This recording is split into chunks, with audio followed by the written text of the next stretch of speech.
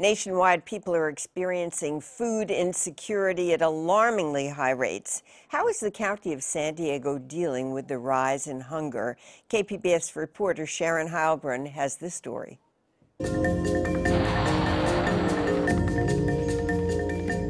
More Americans are going hungry than ever before. In fact, last year, more than 1 in 7 households struggled to put enough food on the table. The increase in hunger means an increase in aid, and it's coming in the form of food stamps. The New York Times recently reported that more than 36 million people use the program nationwide. San Diego is no exception to the growth. We're seeing a huge increase in food stamps, both in applications, people who are requesting the benefit, and in our recipients. So looking at September to October, for example, we had a 14% increase, almost 10,000 applications coming in.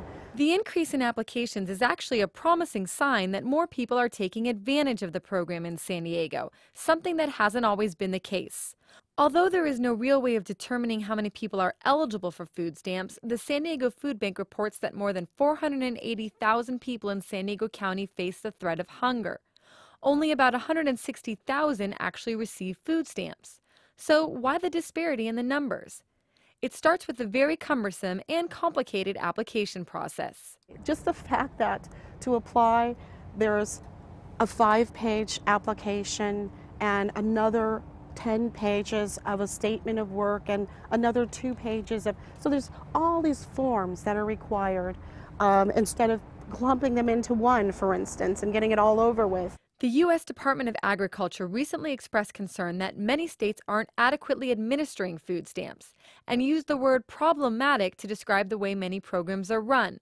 It also noted that 2 states, Wyoming and California, have fewer than 50% enrollment of eligible people, while Missouri, for example, has nearly 100%.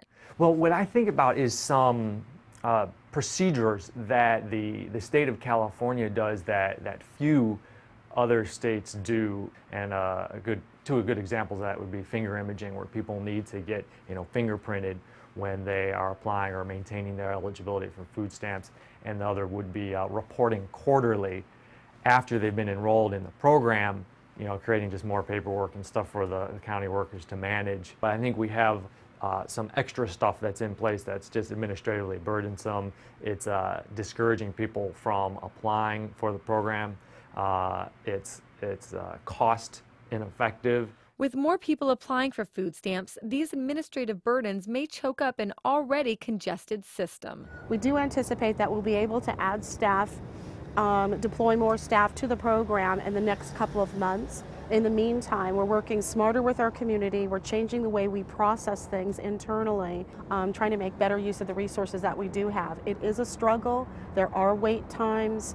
Our lobbies are very crowded. Organizations like the Hunger Coalition and the San Diego Food Bank are working together with the county to help people register for food stamps, which may be the most hopeful relief in sight. And actually the effort to increase the activity with respect to doing food stamp pre-screening and application assistance really started before the recession hit, which is a blessing kind of in disguise that we identified this as a need in San Diego County to focus on, and now it's good because there's more infrastructure in place, more people that are trained and out there to help those in need to get enrolled in the program.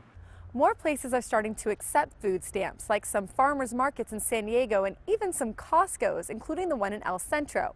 The company said that soon at least half of its stores nationwide will do the same. We want to know what you think about the increased need for food stamps in San Diego. Log on to kpbs.org/SDweek and leave us a comment. For KPBS, I'm Sharon Heilbrunn.